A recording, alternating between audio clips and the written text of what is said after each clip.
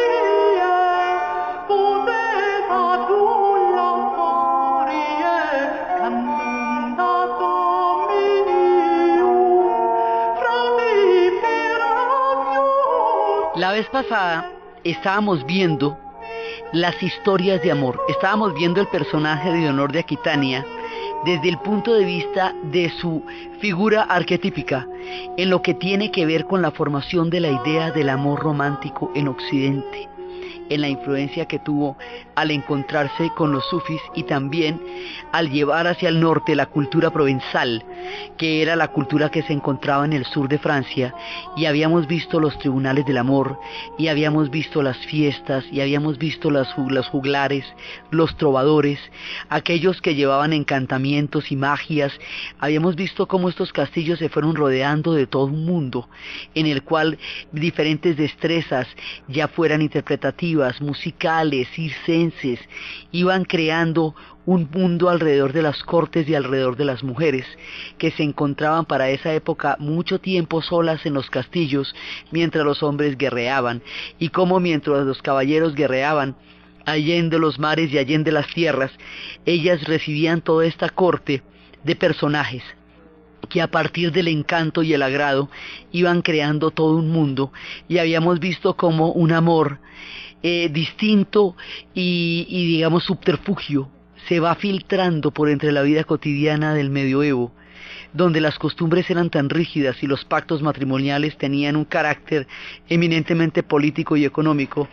El amor se va a filtrar como una especie de embrujo, como un hechizo que va pasando por entre los intersticios de una época de una moral muy fuerte, y la va desacomodando a su manera y la va llenando de un perfume que hoy llamamos la época, lo que significa el espíritu romántico, en el sentido de la poesía, de la entrega, del amor y de las cortes, y lo que llamaban cortejar a una mujer, que generalmente eran mujeres ajenas, inaccesibles o imposibles, porque las hazañas en nombre del amor eran parte de lo que le daban toda la claridad, la esperanza y el colorido y la pasión. Precisamente era todo eso, era la dificultad y lo imposible que podía resultar. Estábamos viendo la formación de las cortes de amor.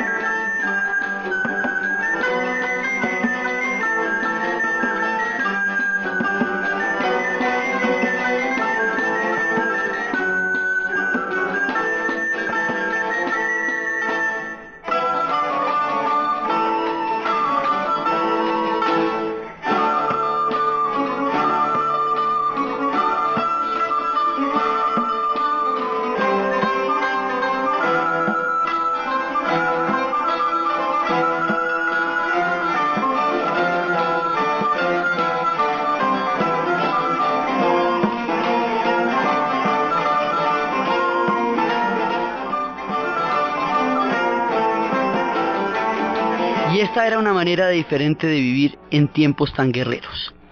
Pero volviendo a la política, que era lo que estaba tejiendo las intrigas que van a dar lugar a la posterior formación de Francia y de Inglaterra, hay una cantidad de juegos de poder que tienen que darse antes de que esto llegue a ocurrir realmente. Vamos hacia la formación de los estados nacionales, pero eso es un proceso larguísimo, súper arduo. Entonces, por ahora estamos en un tema con los poderes locales. Entonces, por un lado, los actores, digamos, de esta época son el papado, que trata de buscar que las iglesias locales se vayan uniendo a su poder para crear una gran iglesia, y empieza a combatir las herejías, y las herejías eran cualquier tipo de pensamiento divergente a la línea oficial, y eso lo hace en tiempos terriblemente turbulentos. Entonces, el Papa tiene que lidiar con el emperador de lo que más adelante va a ser Alemania. Alemania se va a convertir en Estado Nacional de últimas, porque mientras Francia e Inglaterra lo van a lograr eventualmente, dentro de un ratico, pero lo van a lograr, a Alemania le va a tocar solamente hasta el siglo XIX, porque las diferencias entre los reinos germanos va a ser muy difícil que ellos lleguen a consolidar un Estado, lo mismo Italia. Pero en cambio, Francia, Inglaterra, Portugal y España, en alguna parte de nuestro proceso llegarán a ser estados nacionales, mientras que los otros serán reinos y principados por mucho tiempo. El emperador de lo que habría de ser Alemania es uno de los actores con los cuales el Papa se tiene que encontrar, y también tiene que unirse, o sea, tiene que hacer un trato con los alemanes, o sea, con los germanos, y tiene que hacer un trato con el rey francés, para poder lograr un equilibrio de poder. Entonces, habíamos visto que hay una cantidad de provincias, de regiones, porque todavía no tenemos países. Esas regiones en Francia las llamamos ducados. Entonces, habíamos visto que era Bretaña, que eran los antiguos celtas, Anjou, Aquitania, Normandía y París, básicamente. En Inglaterra, en la futura Inglaterra o en el futuro Reino Unido, estaban Escocia, Gales, Irlanda, estaban los sajones, los normandos, los celtas, los anglos, cantidades de pueblos, y estábamos viendo que los grupos se establecen las lealtades a través de las relaciones entre vasallos y señores. Entonces se supone que que un vasallo debe lealtad a su señor, y que su señor es en ese caso un superior. Pero habíamos visto que el caso del duque de Normandía es sumamente complejo, porque el duque, en calidad de duque, vasallo del rey de Francia, porque la Normandía es un ducado de Francia, pero resulta que los normandos, como habíamos visto, habían atacado e invadido Inglaterra, por última vez lo haría alguien, y el duque de Normandía se convirtió en rey de Inglaterra.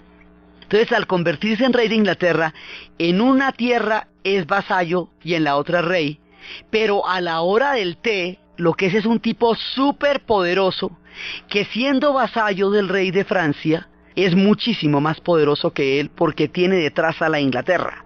Entonces hay que ver cómo se le hace con eso.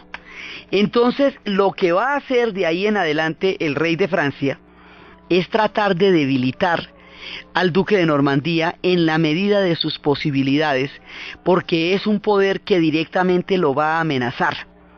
Y la manera de hacerlo es creando alianzas con los diferentes ducados franceses que vayan a cambiar la correlación de fuerzas.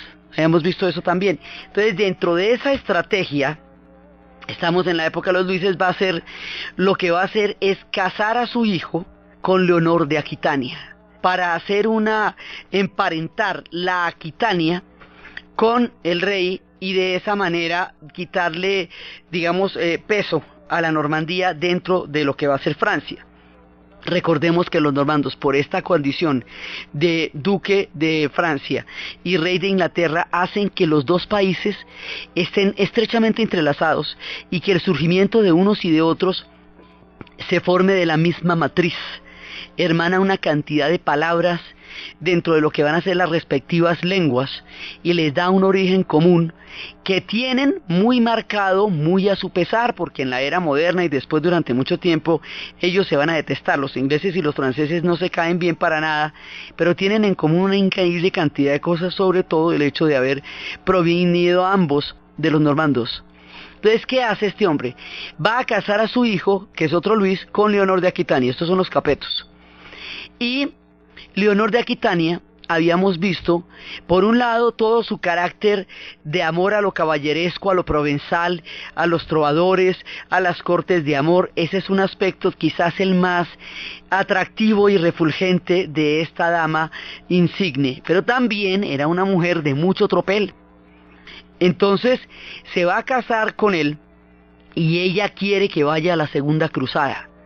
Y ella empieza a decirle que vaya a la segunda cruzada, pero nota que el hombre tiene pocas ganas, dice, para las cruzadas porque está en unos problemas, que no le digo, con el duque de Normandía, está en líos para mantener el poder de los Capetos y asegurarlo. Entonces tiene mucho más que hacer en Francia. Tiene mucho más que hacer en sus reinos tratando de arreglar el lío que irse por allá donde finalmente no se le ha terminado de perder nada. Pero sin embargo, la cosa ven que se van a hacer una segunda cruzada. La primera cruzada, habíamos visto, es una cruzada papal, porque es el Papa el que la invoca. De ahí en adelante, las cruzadas y sobre todo estas dos van a ser cruzadas de reyes. Entonces ella se va con él, pero el hombre rehuye permanentemente el combate porque él no quiere enfrentarse en líos allá. Entonces eso y el hecho de que no se ponen de acuerdo los reyes hace, como habíamos visto, que la segunda cruzada no vaya a terminar en ningún objetivo claro. Es un fracaso, es un acto fallido la segunda cruzada, y eso le va a dar una piedra a Leonor de Aquitania, que ella, después se van a divorciar los dos, y en esa época el divorcio dependía de la conveniencia política del Papa y del rey. Entonces finalmente el Papa le va a dar el divorcio a Luis, Leonor de Aquitania va a quedar divorciada de él, y le va a hacer una jugada de esas terribles. La preocupación del tipo en la Normandía es el problema que tiene, pues Leonor va y se casa con el duque de Normandía, rey de Inglaterra, que es el famoso Enrique. Y eso pues es una sacada de clavo absolutamente terrible con el rey francés, que lo que está intentando es consolidar el poder justamente contra la amenaza de los normandos, y la otra va y se le sirve de bandejita. Entonces ahí es esa famosa historia que habíamos hablado la vez pasada del León en invierno, que es una historia de amor y dolor, porque de todas maneras Leonor sí se enamora de Enrique y Enrique se enamora de Leonor, pero entre ellos median cualquier cantidad de batallas y de diferencias. Esta alianza era muy peligrosa para el rey de Francia, porque al casarse con Leonor de Aquitania, Enrique quedaba convertido en A, duque de Normandía; B, rey de Inglaterra; C, podría llegar, era rey en ese momento casado con una mujer de Aquitania. Sí, entonces eso también le daba a Aquitania entre sus territorios, lo que hacía que le quitara territorios en lugar de darle, y por ahí derecho se podía meter con el trono de Francia en cualquier momento. O sea, esto era una cosa sumamente peligrosa porque atentaba a la composición misma de lo que en el futuro sería Francia, porque ya la Aquitania quedaba del mismo lado de la Normandía por la vía del matrimonio de estos dos. Entonces, ¿qué va a hacer el rey? Buscar apoyarla en todas las desavenencias y en todos los problemas que vayan a tener estos dos, como una especie de sombra acechante, porque los intereses políticos que se estaban moviendo ahí eran de un tamaño increíble. Entonces, Leonor, que con el rey francés solamente tuvo hijas, con Enrique, que en la película de León en invierno decía ella que era un hombre con una mente como la de Aristóteles y con un cuerpo que era un pecado, que la había enloquecido, y ella también era una mujer increíblemente atractiva. Entonces ella con él tuvo 3 hijos, y los 3 hijos son Ricardo Corazón de León, Son Juan Sin Tierra y Godofredo, Geoffrey. Sí, estos 3 hijos, por eso es que uno ve en las películas de Inglaterra las historias de Leonor de Aquitania. Entonces se confunde, porque como que la película es inglesa y me están hablando de una mujer que es francesa, pues por el tema de la Normandía, que está en uno y en otro lado del paso de Calais. O sea, para arriba y para abajo están los normandos, y como van cambiando de bandos a medida que se casen, entonces por eso es que no se nos distinguen claramente las miniseries, cuál es de quién va a producir la BBC y quién va a producir la televisión francesa. Pero básicamente es que estamos hablando de un combo que está gobernando en ambos lados, que son los normandos. Entonces ella tiene estos 3 hijos, y ella utiliza a sus 3 hijos como una manera de combatir y de crear toda clase de problemas a Enrique. Y cada vez que ella le va a hacer una jugada a Enrique que lo desestabilice de una u otra forma, en ese momento o sea, el rey la apoya, el rey de Francia, porque a él le interesa todo lo que debilite a los normandos. Esa es su única consigna. Hay un momento en que la va a encerrar en la torre porque la otra le intentó armar una guerra civil. Entonces van y la rescatan. Y esto es una historia, la historia de esa mujer es una historia legendaria. Ella vivía hasta los 85 años, va a dar toda la lora del mundo, va a intrigar a través de los esposos, se casó con 2 reyes, tuvo hijos reyes, estuvo en las cruzadas, se inventó las cortes de amor, mejor dicho, hizo hasta para vender esa mujer.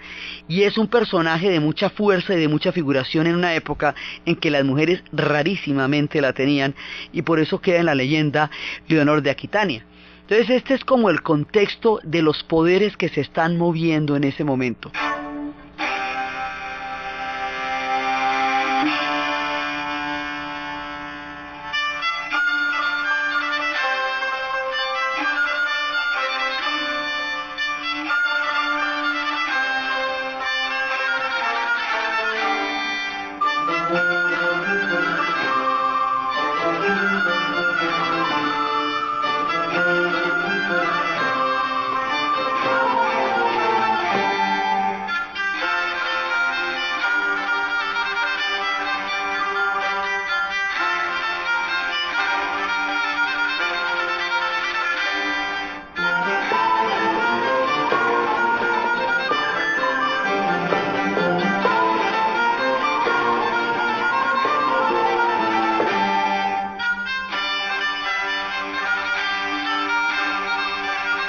Ellos en este lío de divisiones y en este lío de pulsos de poder se van a enfrentar a un mundo que se hace fuerte en Oriente, y ese mundo es el del Islam y el de Bizancio. La vez pasada, cuando estábamos contando las historias de la primera cruzada, vimos cuáles eran las diferencias entre las iglesias de la iglesia romana y la iglesia bizantina, pero no hemos visto qué es el Islam propiamente en esa época. Entonces, el tema es el siguiente: cuando se rompe la Roma de Oriente, esa Roma, como habíamos dicho, coge un carácter propio, que es un carácter con lo que van a ser las diferentes patriarcas y los diferentes cabezas de iglesia. Esa es una iglesia con una influencia muchísimo mayor del idioma griego, como originalmente era. Ese Bizancio, que es la Roma de Oriente, fue fundado en el año 300. En el año 300, obviamente después de Cristo. Entonces, lo que es la Roma cristiana, lo que va a ser toda esa civilización que originalmente era griega, que después fue romana y que ahora va a ser cristiana. Ellos aparecen en escena en esa época. En el año 622, más o menos unos 300 y pico de años después, es cuando Mahoma huye de la Meca a Medina, cuando Mahoma recibe la revelación de Alá, deja su oficio de comerciante, empieza a predicar una nueva fe. En razón de su fe va a ser perseguido, huye de la Meca a Medina. Esto es en el año 622. En el año 622 se cuenta el año 1 de la era del Islam, porque la égira, que es como se llama la huida, es el comienzo del conteo del tiempo del mundo musulmán. Entonces Mahoma va a crear en lo que hoy es Arabia Saudita una religión, un estado, una sociedad, una vida, un código cotidiano en que Alá le dictó los 114 versos que conforman el texto sagrado del Corán, que se llaman suras, y que la perfección de la lengua árabe y de la escritura del Corán Es una prueba de que son una revelación, porque Mahoma es un profeta, no un Dios. El Dios es Alá. Alá es el único Dios y Mahoma su profeta. Entonces, Mahoma va a crear todo esto y a la muerte de él es que habíamos visto que se van a presentar los problemas de su sucesión, porque la familia a la que él designó sanguíneamente su continuidad va a ser asesinada, que son Fátima, Ali, Hassan y Hussein. Entonces va a haber toda esta disputa entre los que creen que ahí hubo una usurpación y creen en Fátima y Ali, que son los chiitas, y no creen en los versos adicionales del Corán, y entre aquellos que creen en los 5 califas, que fue una solución administrativa que se hizo para resolver un problema que teológicamente no se podía solucionar en ese momento, y que creen en los versos adicionales del Corán, es decir, en la Sunna. Entonces quedaron los sunitas y los chiitas. Y de ahí en adelante, una religión que surgió entre la Meca y Medina, después va a tener su fundamento y su centro en Damasco, en el tiempo de los omeyas, y luego va a tener su centro en Bagdad, en el tiempo de los abasides, y la primera parte, los omeyas, uno de ellos se salvó y se fue por toda el África del Norte, hasta Marruecos, hasta llegar a España. Se llama Abderramán III y allá va a crear el califato de Córdoba. Entonces aquí se va haciendo todo el mapa del Islam, y el Islam está cubriendo todo el Oriente Medio, porque eso va a llegar hasta Siria, lo que hoy es Siria, Líbano y Jordania, y después va a llegar hasta Bagdad, y después va a llegar hacia Persia, y ya cuando caiga Persia hacia todo el Asia Central, hacia lo que otrora fue la ruta de la seda, digamos. Toda la parte del Asia Central va a ser islamizada. Entonces va a ser un imperio muy grande. En su proceso de expansión se va a tocar con 2 puntos de la cristiandad. Uno es Bizancio. Bizancio está ubicado en la península que hoy llamamos Turquía, Anatolia. Ahí estaba Bizancio. Entonces, cuando el Islam llegue allá, va a meterse como una especie de cuña, y esa península de Anatolia la van a tener que compartir tanto los bizantinos como los islámicos, como los árabes del Islam, durante un poco de siglos. Entonces ellos tienen una historia común que arranca cuando ya llegan hasta Constantinopla, y unos y otros, tanto el Islam árabe como el cristianismo ortodoxo de Bizancio, van a encontrar su caída con la toma de los turcos a Constantinopla mucho tiempo después, que es en 1453, mucho tiempo después, y los turcos sucederán al Islam, que ya no será una religión, digamos, gobernada por los árabes, sino que después lo será por los turcos. ¿Continuará el Islam? Sí, pero la supremacía árabe encontrará su fin en esa toma de los turcos a Constantinopla, que son una bolsa de unos pueblos de la estepa que nacen en la mitad de la gran civilización bizantina y la gigantesca civilización islámica, y ellos no son un pueblo comparablemente culto con estos 2 gigantes, pero sí son unos militares enormes, y esa capacidad militar es la que les va a dar el poder para derrocarlos en un momento dado. Entonces todo ese es el escenario que se está dando en el sur, lo que quiere decir que ahí hay un montón de reinos cristianos por la influencia de Bizancio y porque el cristianismo viene de Oriente originalmente. Al ladito de Jerusalén es donde queda Jordania, donde queda Siria, donde queda Líbano. Entonces ahí hay unos reinos cristianos de puro comienzo, es decir, anteriores a la llegada de la era del Islam. Y esos reinos son los que van a entrar en interacción con todo el tema de las cruzadas. Entonces es a ese mundo, al mundo de Bizancio y al mundo del Islam, que es el que se ha venido expandiendo y consolidando al otro lado del Mediterráneo, al que se van a enfrentar estos pueblos que son los francos, que son los alamanes, ¿sí? Y que son todos estos reinos, y ese es el mundo en el que va a colisionar en un momento dado estos reinos de Anjou y de Normandía y de todo eso contra el reino de lo que están creando los islámicos en Oriente. Ese es el escenario, digamos, el escenario mayor de lo que van a ser las cruzadas.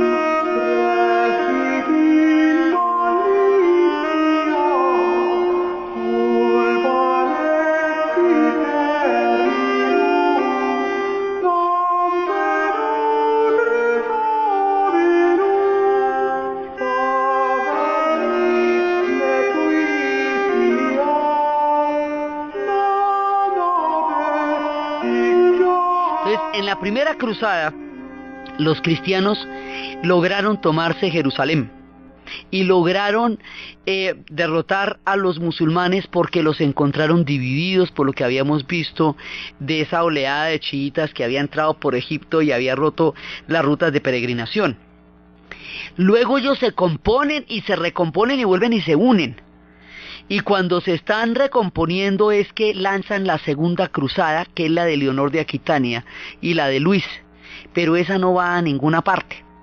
Entonces luego viene la tercera cruzada, que es con los hijos de Leonor, y esa es la que es la más famosa, porque todos los reyes del hit parade, del estrellato del medioevo estaban allá, porque esa es la cruzada en donde va Ricardo Corazón de León, y es la cruzada donde va Felipe y donde va Federico Barbarroja. Federico Barbarroja, que va por los alemanes, se va a pegar una comilona, y luego se va a meter en el río, como habíamos visto, y se muere.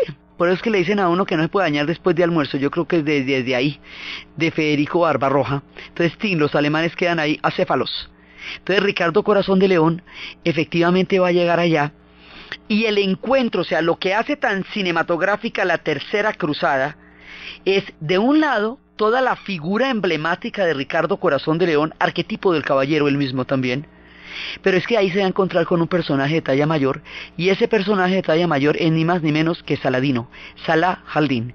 Entonces Saladino es hijo de unos hombres que habían sido llevados a combatir en los ejércitos mercenarios del Islam, que los llevaban a otras civilizaciones, y que cuando habían conocido toda la maravilla de lo que estaban pasando en esas tierras, pues nunca volvieron a la suya, y allá tuvieron a Saladino, y Saladino va a ser un hombre brillante en la batalla, y va a ser, en el sentido del honor, un gran caballero, aunque sea un hombre musulmán, y se van a enfrentar los dos. Entonces, el enfrentamiento de estos dos y el concepto del honor que ambos manejaban, los hizo aprender a respetarse el uno al otro. Entonces, esa la va a ganar Saladino. ¿Por qué la va a ganar Saladino? Porque Saladino sabe manejar con una gran habilidad la destreza de los caballos árabes contra los tanques de los cruzados. Los tanques de los cruzados, por lo mismo pesados que son difíciles de mover. Y esta gente volaba en esos caballos y lograba despistarlos mediante toda una serie de estrategias de esconderse y aparecer. Y eventualmente los van a derrotar, y eventualmente van a tomarse Jerusalén. Y de ahí en adelante, Jerusalén va a estar en manos de los musulmanes en toda esta época. Y es al final, cuando ya están derrotados, porque aquí hay un montón de personajes sumamente importantes. También está el rey Balduino, que era un rey leproso. Es un rey cristiano, pero era un gran guerrero y era un hombre de honor, y también se ganó el respeto de la época. Entonces, y eso es lo que se va a ver en la película de Cruzada, y eso es lo que va a suceder en la fortaleza de Acre y en el crack de los caballeros. Una fortaleza que hoy por hoy sigue siendo impresionante. Todo esto se va dando en lo que es Jordania y en lo que es Líbano, y hay una cantidad de castillos que van atravesando esa época, que son el testimonio de lo que fue el paso de las cruzadas, el tiempo de las peregrinaciones y el tiempo de la Guerra Santa. Entonces, en ese momento, cuando ellos son derrotados, Saladino hace un pacto de honor y no aprovecha su derrota para aniquilarlos, sino que decide respetar los reinos cristianos. El hecho de que Saladino respete los reinos cristianos va a hacer que sigan existiendo. De otra manera hubieran sido arrasados, y el cristianismo, que originalmente vino de esa zona, hubiera quedado extinto de los lugares donde conocieron el origen de esa nueva fe. Entonces, por eso es que hay cristianos en el Líbano y hay cristianos en Siria. Por eso existen ellos, y eso es lo que va a hacer que coexistan algunas veces el Islam y el cristianismo en esa zona, y más adelante será posible que el Líbano como tal vaya a existir, porque el proyecto de Saladino era un proyecto de un eje Cairo-Damasco, que era el proyecto que más adelante sería el imaginario de los pueblos árabes, cuando ya adquieran una identidad histórica. Entonces, ahí Ricardo Corazón de León pierde esa cruzada, pero el hecho de que el hombre esté por allá, después cuando va a regresar lo van a detener. Entonces su hermano Juan Sin Tierra ocupa el trono y lo ocupa y va a empezar a poner una cantidad de impuestos sobre los nobles para conseguir dinero para el rescate, pero esos impuestos son terriblemente onerosos y no se les consultó. Entonces los nobles se van a reunir, le van a decir que él no tiene ningún derecho a hacer eso, porque no puede hacerlo sin consultarlos, y van a exigir una cosa que se llama la Carta Magna, y la Carta Magna va a ser el origen de lo que en el futuro se llamará el Parlamento, que es una limitación de la autoridad del rey. Entonces los 3 hijos de Leonor de Aquitania son los que van a protagonizar todas estas historias y van a crear todas esas leyendas, y es en esa época en el que Juan Sin Tierra está allá, y es en el tiempo porque se siente que hay una usurpación, que el verdadero rey es Ricardo Corazón de León, y entonces siente, como son normandos, los sajones, como una manera de expresar su disgusto por tener que someterse a la voluntad y a la decisión de los normandos, en ese momento van a crear una leyenda de un hombre que resistió en los bosques de Sherwood y que llegaba y le robaba a los ricos para darle a los pobres, y que había creado una gran resistencia. Es una manera de hablar de las luchas de los sajones contra la dominación de los normandos. El tipo se llamaba Robin Hood, y es precisamente la leyenda de los bosques y el sheriff de Nottingham y toda esa historia con Lady Marian y el pequeño John. Y es una historia en donde se mezclan el cristianismo de la época en que ya está con los espíritus del bosque, porque Ernie, el espíritu del bosque, era como el protector, el espíritu tutelar al que se dirigía Robin Hood en momentos en los cuales se encontraba atribulado. Pero también hay sacerdotes entre estos fugitivos que en el bosque permanentemente simbolizaban la resistencia de la gente del común frente a la dominación de un grupo que ellos todavía no consideraban legítimo, que era la forma como se estaban apoderando del mapa de Inglaterra y del de Francia los normandos.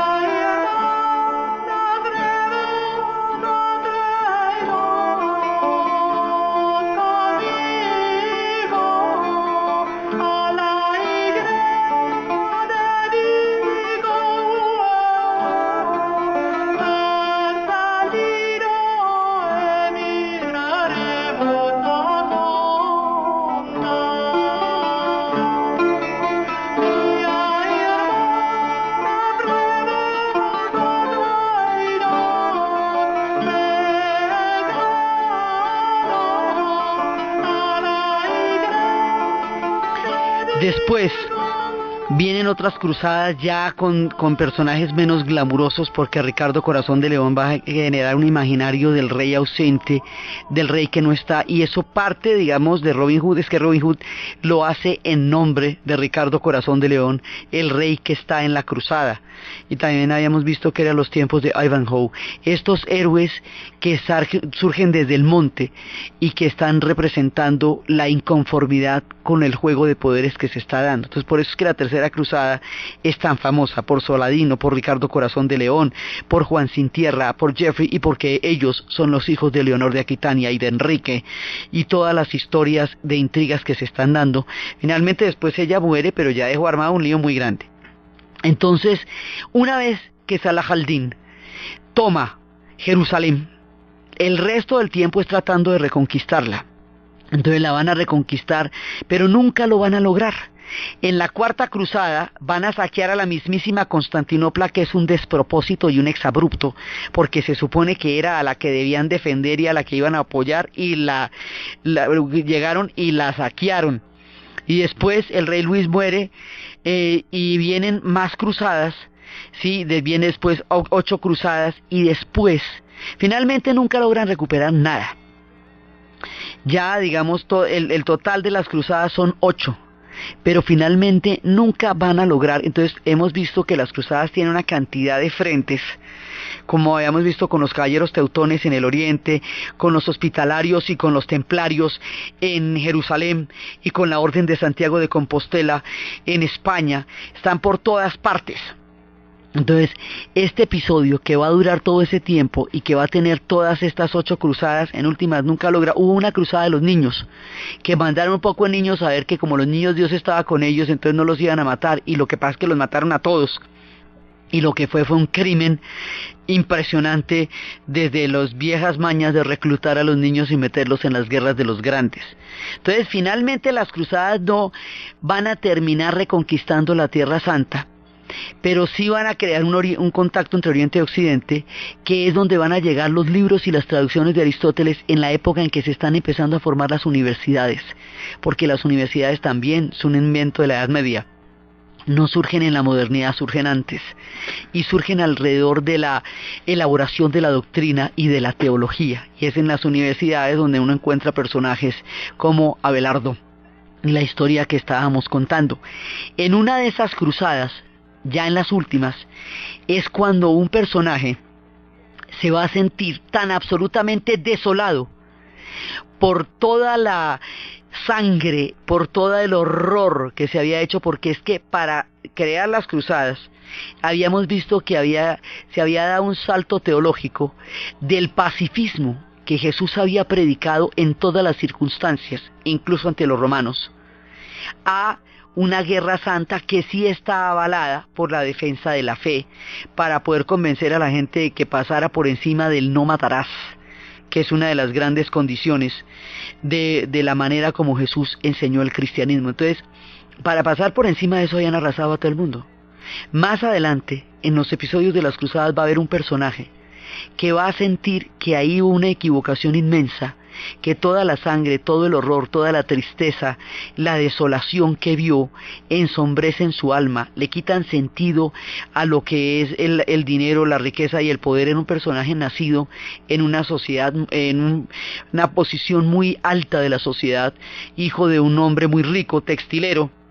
Y este personaje va a sentir que todo salió terriblemente mal, y que la riqueza y el pillaje que vienen de todo lo que fueron estas expediciones no alivia el espíritu, al contrario, lo hace más pesado. Cuando él regresa, decide renunciar a todo, bienes materiales, a su posición, a su nombre, a todo aquello que lo había distinguido como un personaje de alcurnia, y empieza a andar por las calles siguiendo las enseñanzas de Jesús, tratando de recuperar el origen del cristianismo.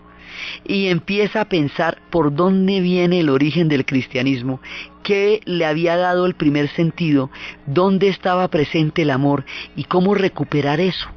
Y en su paso por la Tierra Santa, entre todas las cosas que vio, un día vio una representación de lo que había sido el nacimiento del niño Jesús. Un día vio una representación de un pesebre, y pensando en el pesebre, dijo: hay que empezar por ahí, porque es en el pesebre donde se recupera el mensaje del niño que viene a traer el mensaje del amor.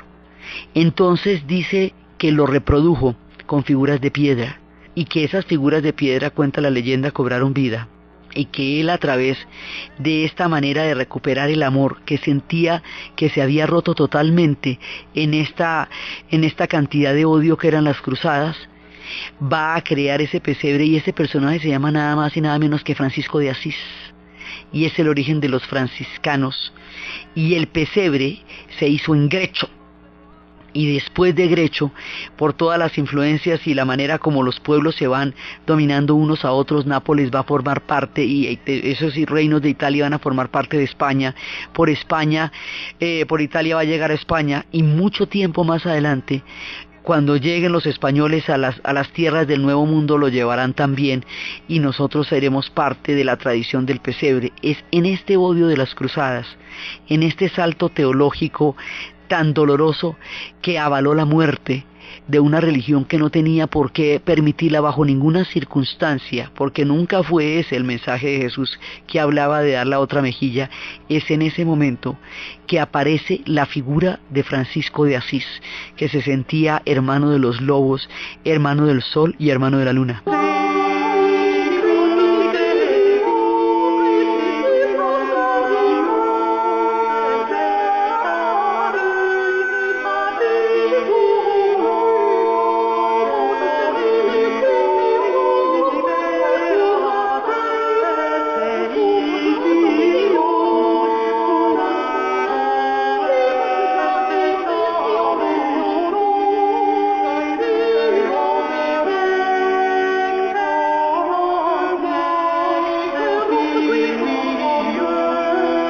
La Edad Media está llena de contrastes, porque por un lado están las historias de amor que habíamos contado y las cortes de amor. Por otro lado están los personajes como Francisco de Asís, que después en la modernidad sería muchas veces referido como el primer hippie que existió en la historia, porque era un hombre que vivía en la naturaleza, que vivía en armonía con todo, con su propio espíritu, y que creó toda una orden alrededor de él, de la que veremos después en su momento. Pero también hay cosas durísimas, porque pues están las cruzadas. Entonces las cruzadas van a generar, por un lado, el enfrentamiento con el mundo oriental, pero también va a haber cruzadas internas, porque va a haber una persecución a los herejes. Entonces esto va a ser una constante en la Edad Media, porque ya lo habíamos visto en tiempos de los arrianos y en tiempos de los dulcinos, y habíamos visto que el hecho de que los francos se hubieran cristianizado desde el punto de vista católico era lo que había hecho que Roma los considerara sus herederos, ¿sí? Entonces ya ahí había una primera purga que era contra los dulcinos y contra los arrianos. Pero la idea es que cualquiera que no siga una línea doctrinal que se considera única, va a ser considerado un hereje. Y los herejes van a ser perseguidos de la misma manera que serían perseguidos los musulmanes. No se va a distinguir entre el hecho de que también sean cristianos, solamente que lo sean de otra manera. Entonces, dentro de la línea de lo que van a ser las persecuciones de los herejes, hay dos pueblos que van a padecer muchísimo el rigor de esta intolerancia. Unos van a ser los judíos, que la van a pasar terriblemente mal en la Edad Media, pero terriblemente mal, porque es que los judíos no creen en Jesús como el Mesías. Eso ya ni siquiera los sitúa en el mundo de los cristianos, o sea, ya no son herejes cristianos, sino que directamente no se les considera parte de la cristiandad y se les considera que ellos habían contribuido a que Jesús hubiera sido entregado a los romanos, y les van a cobrar eso. Resulta que los judíos aparecieron en Europa porque los romanos los habían expulsado del templo de Jerusalén, porque los romanos tenían un planteamiento político y de Estado. Todo el que esté formando parte del Imperio Romano tiene que reconocer a alguno de los dioses del Olimpo mínimamente. Y los judíos no pueden hacer eso por el pacto que tienen con Yahvé. Entonces se niegan desde el punto de vista teológico a hacerle concesiones en ese sentido a los romanos. Los romanos no toleran las rebeliones, los judíos hacen rebeliones permanentemente, y finalmente en una de esas rebeliones los van a derrotar, a expulsar del templo, que es en la época de Tito Livio, y después va a ser el episodio de Masada, que es cuando se van a desbarrancar con tal de no entregarse, y los que huyen van a llegar a Europa. Unos van a llegar al este del Rin, que se van a llamar los judíos ashkenazis, y otros van a llegar a Sefarat, que se van a llamar los judíos sefarditas, que son en España. Los que están en España todavía no tienen problema, porque eso sigue siendo el califato de Córdoba, y eso más adelante lo van a tener, pero durante el tiempo de la presencia musulmana no lo van a tener, porque ahí lograron equilibrios entre cristianos, judíos y musulmanes.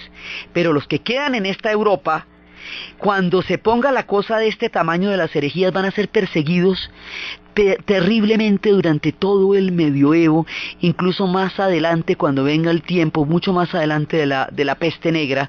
Como ellos eran mucho menos proclives al contagio por su limpieza, por su higiene, por sus hábitos cotidianos, entonces decían que ellos eran los portadores de la peste.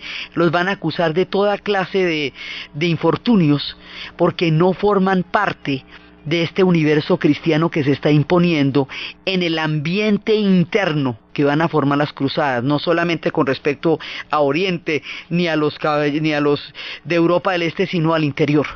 Ese es uno. Ellos van a llevar mucho van a llevar de eso. Hay una novela que se llama Narciso y Golmundo, que es un fresco de la Edad Media. Esta novela es de Hermann Hesse y cuenta la historia de dos adolescentes, uno de los cuales es un académico y va a estar toda la vida metida en los debates y en los libros, que es Narciso, y otro que va a descubrir el mundo, va a caminar por los campos, conocerá el amor de las mujeres, el arte, va a conocer la talla, y es el viaje de uno y del otro a través de la espiritualidad de la Edad Media para encontrar su camino. Leer esa novela es una manera de entender mucho de lo que estaba pasando en el medioevo y de los debates que se estaban dando para la formación del pensamiento teológico.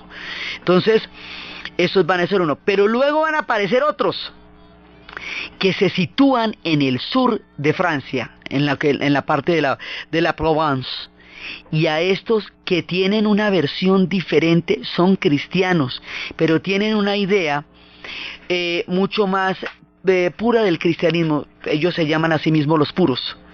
A eso los van a llamar los cátaros.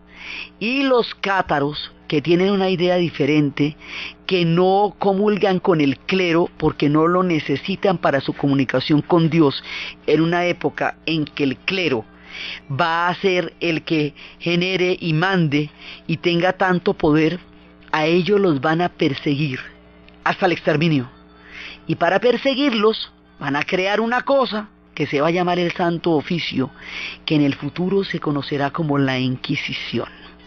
La historia de la persecución a los cátaros, de todo lo que se especula acerca de que ellos también poseían el Grial, del tesoro cátaro que alguna vez quedó oculto, y de todas las formaciones de la tortuosa historia de Francia para llegar a constituirse en un Estado nacional, todas las cosas que irán a pasar entre los reyes malditos, las voces que oirá Juana, toda la cantidad de cosas que nos quedan hasta llegar a crear ese Estado que estamos luchando tanto por llegar a consolidar, es lo que vamos a ver en el siguiente programa.